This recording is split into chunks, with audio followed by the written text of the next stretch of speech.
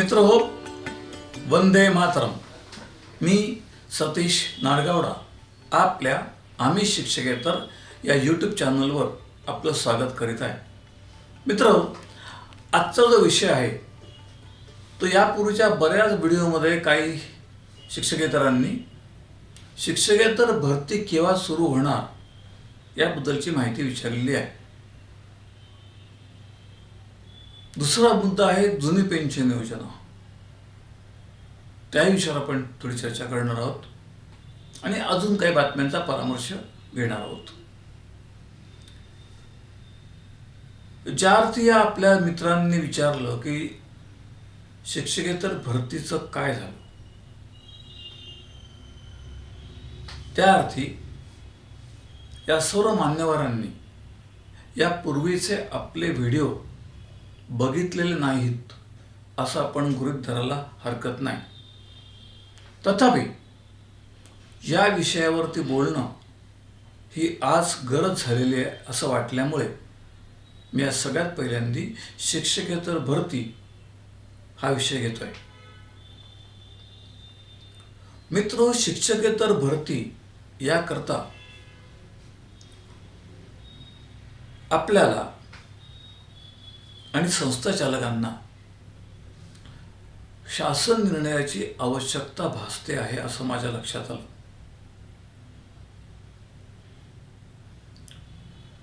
शासन निर्णयाची आवश्यकता का भासते,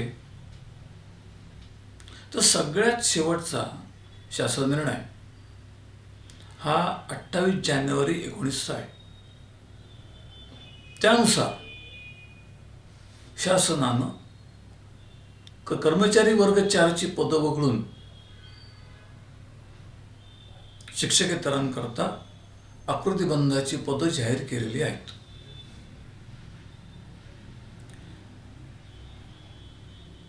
आता ही पदं वगळली आणि नंतर डिसेंबर 19ला ही सर्व शिक्षकेतरांची पदं कंत्राटी पद्धतीनं मानधनावर भरण्याबाबतचा शासन निर्णय निर्गमित झाला.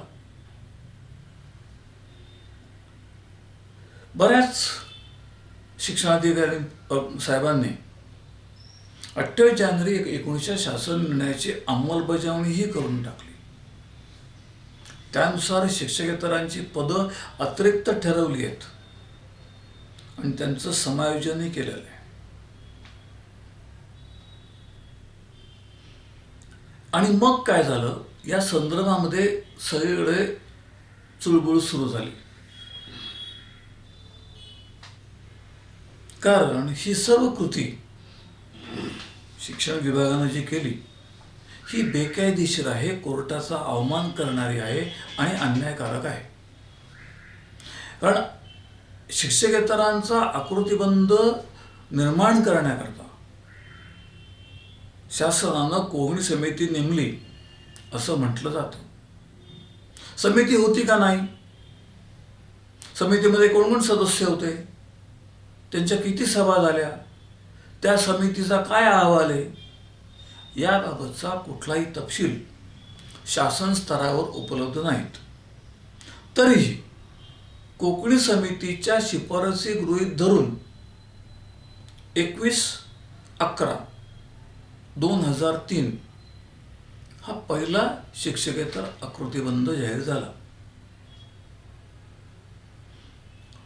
तो चुकीचा होता, अन्यायकारक होता,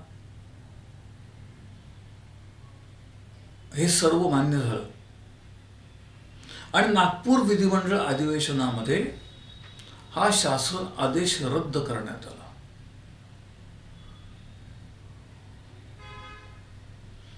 मग दुसरा निर्णय आला 25/11/2005.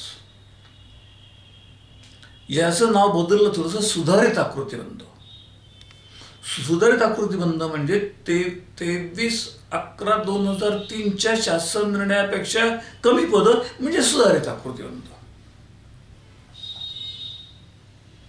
आणि मग या 25/11/5च्या शासन निर्णयाच्या संदर्भात सुद्धा विधिमंडळामध्ये नोंद घेण्यात आली, त्याच्यावरती चर्चा घडली. इथेही नागपूर अधिवेशनातच 25/11/5चा शासन निर्णय अन्यायकारक आहे म्हणून रद्द करण्यात आला. म्हणजे 21/11/2003 आणि 25/11/2005 हे दोनही शासन निर्णय विधिमंडळात रद्द झाले आणि 25/11/5चा शासन निर्णय विधिमंडळात रद्द करताना त्यावेळेचे शिक्षण मंत्री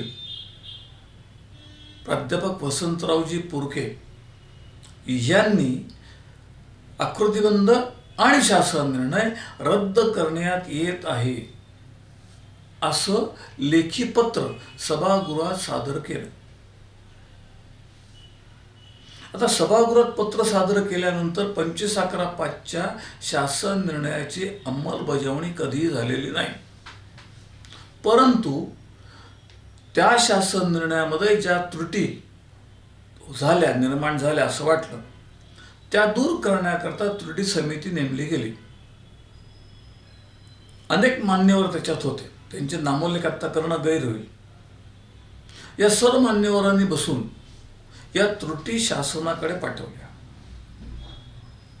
याच्यामध्ये शासकीय प्रतिनिधी सुद्धा होते. परंतु या शासनाकडे पाठवलेल्या त्रुटी या मंत्रिमंडळासमोर कधी आल्याच नाही, विधिमंडळासमोर कधी आल्याच नाही. 2001च्या सचिवस्तरीय उच्चाधिकार समितीने या परस्पर फेटाळल्या. आधी अर्थ खात्याने फेटाळल्या, मग सचिवस्तरीय उच्चाधिकार समितीने फेटाळल्या. ताबडतोब 3 महिन्याच्या आत. त्याच्यानंतर 23/10/13चा शासन निर्णय आला शिक्षकेतर आकृतीबंधाचा. याही निर्णयाचा 2003 आणि 2005 आणि तथाकथित कोकणी समितीच्या शिफारसींशी काडीचा संबंध नव्हता आणि नाही.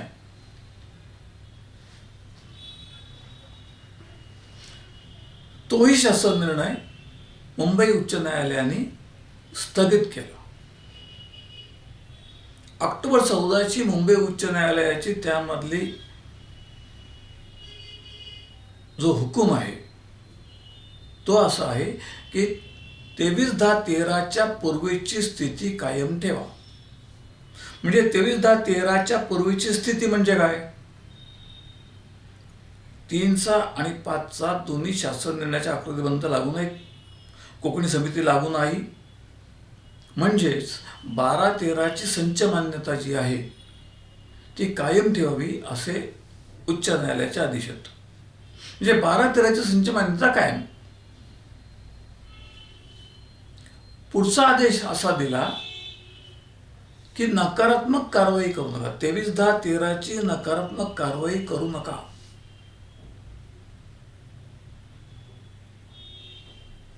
हाही आदेश उच्च न्यायालयाचा. म्हणजे आहे ती परिस्थिती कायम आहे. 12/13ची संच मान्यता कायम आहे आणि 23/10/13 पर्यंतचा कुठलाही शिक्षकेतर आकृतीबंधाचा शासन निर्णय शासनाला अंमलात आणता येणार नाही अशी परिस्थिती आहे. म्हणजेच 12/13च्या संच मान्यतेत जी पद आहेत ती सर्व मंजूर पद आहेत. त्या मंजूर पदांनुसार रिक्त पद भरण्यास प्रत्येक संस्था चालकांना मुभा होती, आहे आणि राहील. ह्यानंतर ते आदेश असतानाही कोकणी समितीच्या शिफारसी आणि 3/5/13 या वर्षी काढलेले तिन्ही शासन निर्णय रद्द करून पादाक्रांत करून 28 जानेवारी 19ला शासन निर्णय जो आला त्यामध्ये कर्मचारी वर्गाचा समावेशच नव्हता. आणि 28 जानेवारी 19च्या शासन निर्णयामध्ये कर्मचारी वर्ग 4 यांचा समावेश नसणं म्हणजे शासनानं नकारात्मक कारवाई केलेली आहे हे सिद्ध होणं. आणि हे झालं या दरम्यान एक अशी आवई उठवली गेली. आवई म्हणजे अफवा की 28 जानेवारी 1900 शासन निर्णयानुसार शिक्षकेतरांची पद निर्माण होणार आहे आणि ती रिक्त पदा भराची परवानगी मिळणार आहे. आणि त्यामुळे काही लोकांना काही व्यक्तींना असं वाटलं की आता आपल्याला नोकरी मिळेल. मुळामध्ये एक गोष्ट विसरून चालणार नाही की आकृतिबंधामुळे शिक्षकेतरांची कार्यालय अधीक्षक, भले त्यावेळेला 32 पदं असतील, पण अधीक्षकाची पदं व्यापकच झाली.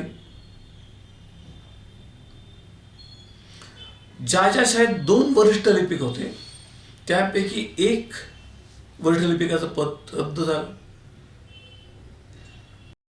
ही सर्व पदं जी रद्द झाली ते सर्व कर्मचारी त्या पदावरून त्यांच्या खालच्या पदावर येतील, त्याच्या खालच्या पदावरचे लोक त्याच्या खालच्या पदावरती येतील आणि सगळ्यात शेवटचे म्हणजे कनिष्ठतम जे असतील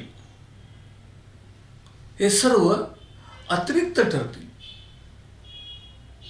आणि मग यांचं समायोजन होईल. आणि या सर्वांचं समायोजन जोपर्यंत होणार नाही तोपर्यंत शिक्षकेतरांची भरती शक्य होणार नाही. परंतु उच्च न्यायालयाने दिलेल्या आदेशानुसार 28 जानेवारी 19चा शासन निर्णय जो निर्गमित केला तो 23/10/13च्या शासन निर्णयाच्या संदर्भात न्यायालयाचे आदेश झुगारून केलाय. त्याला इनव्हायलन्स म्हणतात. आणि म्हणून मुंबई उच्च न्यायालयात दाखल झालेल्या 3 याचिकांच्या संदर्भात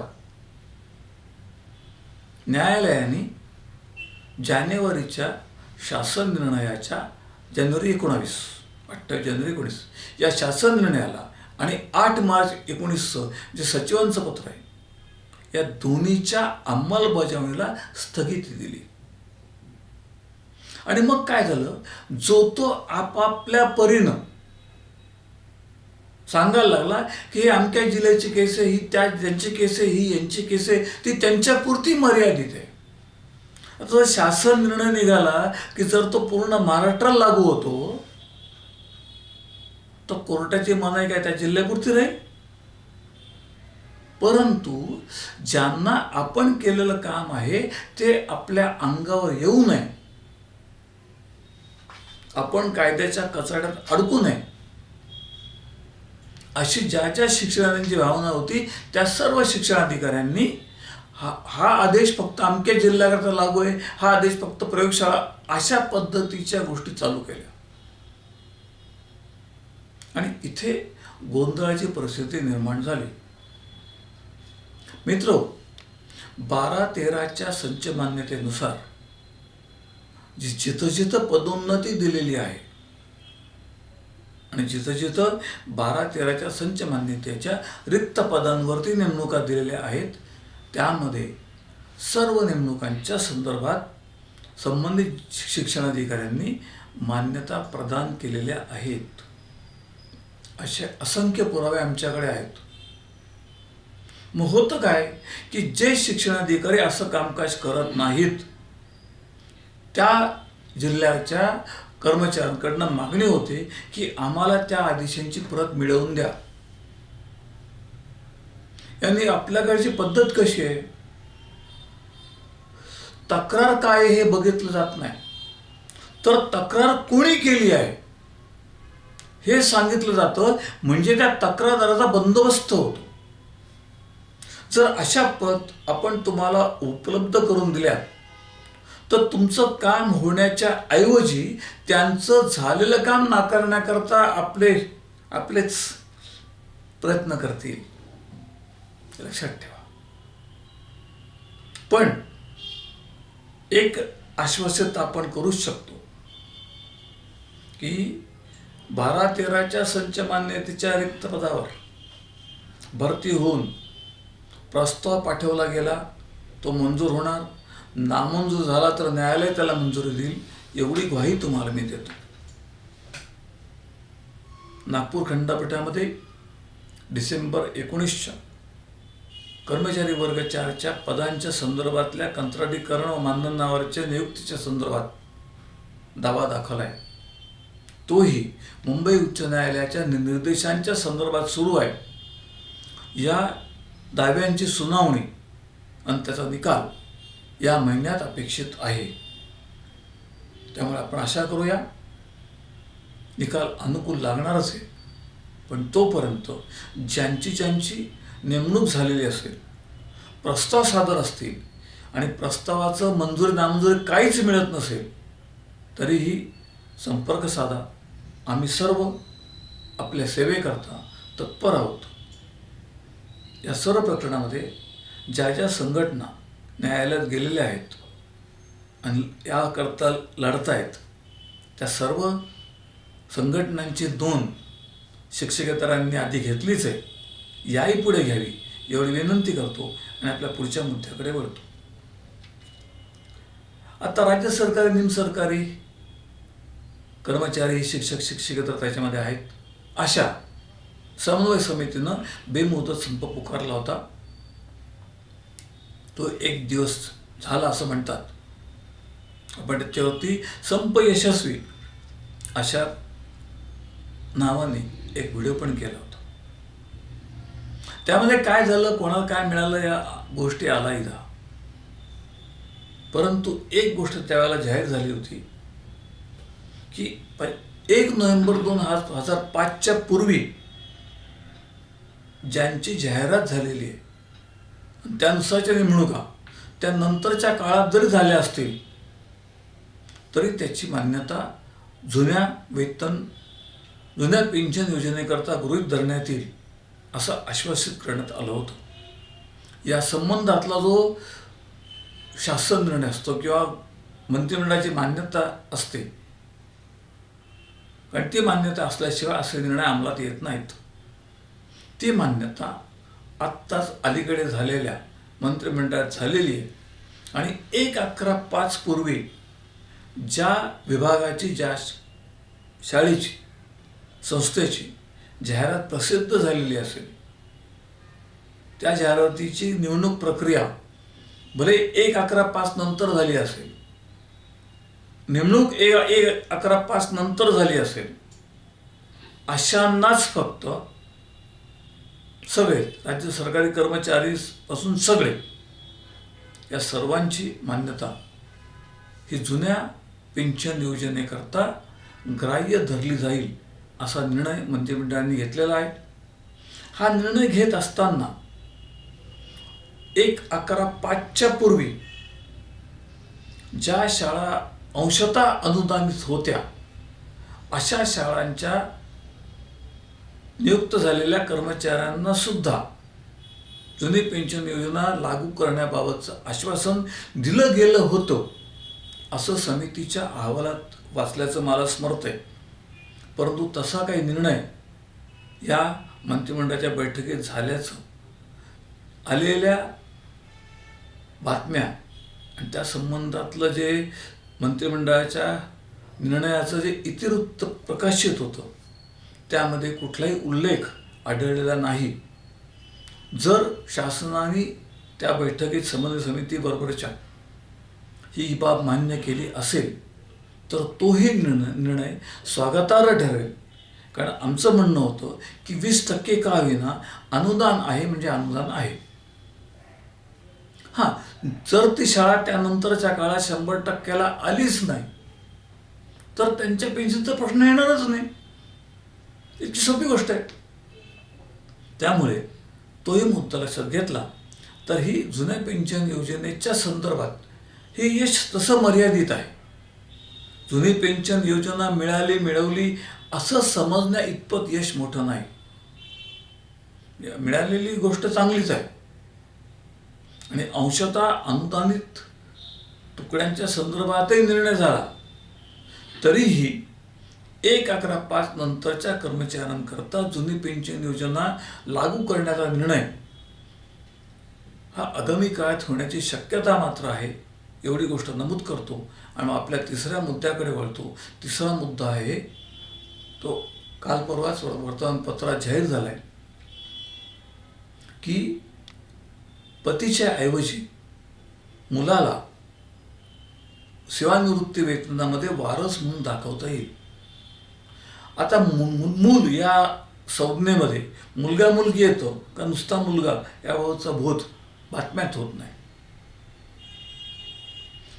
पेन्शन योजनेच्या संदर्भामध्ये जी शासकीय संस्था आहे त्या संस्थेच्या शिफारसीनुसार ही बाब घडली आहे. याच्यामध्ये कसं असतं, शासनाच्या स्तरावरती धोरण चांगलं असतं, त्यामध्ये ज्या खाचाखोचा निर्माण केल्या जातात त्या निर्णयाच्या अंमलबजावणीला बाधा आणतात. ही जी आत्ताची घोषणा आहे, ही घोषणा ही फक्त कोणाकरता आहे की ज्या महिलेचा घटस्फोटाचा दावा दाखल आहे, म्हणजे घटस्फोट झालेला नाही पण दावा दाखल आहे, किंवा घटस्फोट झालेला आहे, किंवा हुंडाबळी, महिला अत्याचार, अशा पद्धतीच्या दाव्यांमध्ये ज्याचं रूपांतर पुढे हे घटस्फोटात होणार आहे, दोघांचं पती पत्नी विलग होणार आहेत, अशा अवस्थेमध्ये, अशा परिस्थितीमध्ये त्या स्त्रीला आपला वारस, पेन्शनचा कुटुंब वितरणाचा वारस म्हणून आपल्या मुलांची देता येतील असा तो निर्णय आहे, अशी बातमी आहे. यामध्ये एकच गोष्ट जी मला जाणवते ती म्हणजे मुलं अज्ञान असतील तर त्यांना कुटुंब निवृत्ती वेतन मिळणं ही गोष्ट अपेक्षित आहे.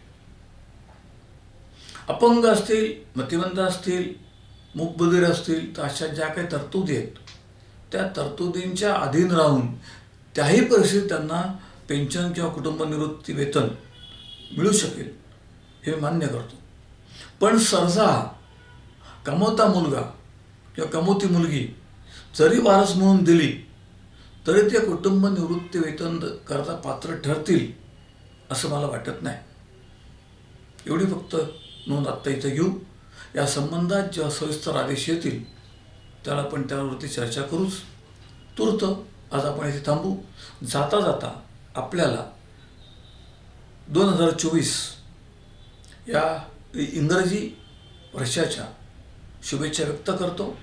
मी, माझे सर्व सहकारी अभय सातपुते, कोपवाड सांगली, अमोल सोनवणे नाशिक, रवींद्र गिरी धामणगाव रेल्वे अमरावती, परशुरामजी डेवरी कराड सातारा आणि ॲडव्होकेट विजय देशपांडे, तसंच माझे तंत्रस्नेही संजय हंडोरे, अवी आणि प्रवीण पोरजे यांच्यासह मी आपली इथं रजा घेतो.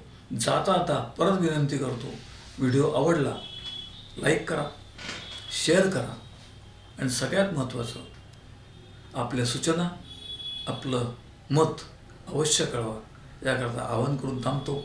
धन्यवाद.